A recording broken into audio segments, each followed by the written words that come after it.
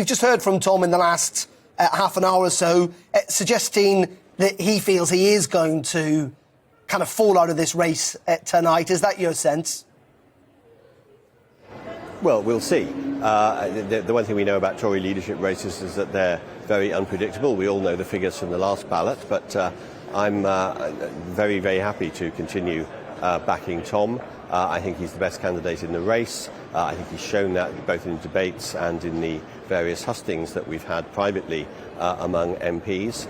And I'm looking forward to voting for him once again. Now, he has said he's not naive about what's going to happen tonight, and he's not going to quit because he wants the other candidates to be given a further opportunity to make their case. So, I mean, he's expecting clearly not to survive this evening. But why do you think that is? Why? I mean, let's be honest about this.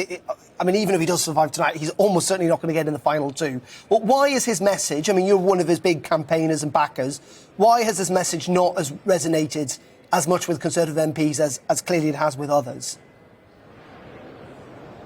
Well, I mean, you'd have to ask my colleagues that. It resonates with me. And I think, I mean, the one bit of Ian's interview I sort of took issue with was when he said you shouldn't think of the following contest. Actually, I think every MP, and indeed all the party members when we get to that stage, should think about the appeal of the new leader, new Prime Minister will have to the wider electorate, because there'll be a general election in 2 years' time.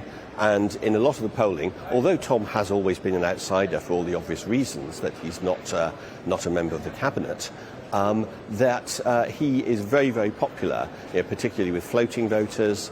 On some of the websites like Mumsnet, he's come top among all the candidates. And that, I think, should give my colleagues pause as they vote this evening to think, actually, how serious are we about winning the next election?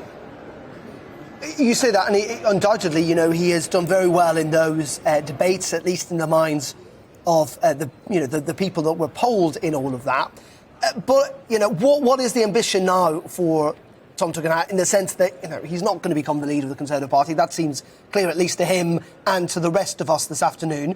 Is he hoping to draw on his now kind of much higher profile to get a job within cabinets, or to kind of carry on campaigning from the backbenches? Well, that's not why we're running this campaign. As I say, we've all done it because we think Tom it would make an extremely good leader and Prime Minister.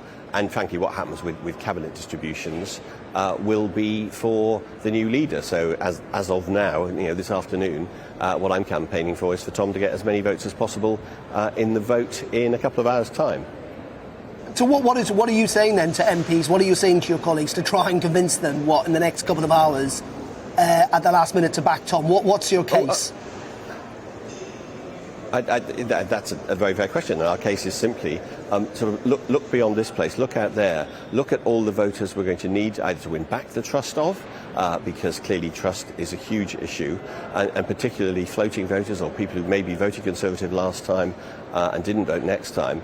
They all like Tom. They've only really been introduced to Tom over the past few days, and they all like him. And so we're inviting colleagues to look at the world outside Westminster and actually respond to that, rather than to some of the normal shenanigans you get in a leadership contest. Very finally, Damian, because I know you need to rush off, just in terms of the TV debate tomorrow night and the sense that this debate has got a bit personal and a bit bitter and is doing the Conservative Party damage. What are your views on that? Are you disappointed that the debate has been cancelled, or do you think for the betterment of the Conservative Party it's possibly better that all this kind of dirty laundry is not being kind of shown in public? It was never quite clear to me why everyone had agreed to 3 debates at this stage. There is clearly a case for when we get out to the country where the party will be organising hustings for the members, that even then some of them won't be able to get there. So actually having a TV debate between the last 2 is extremely sensible.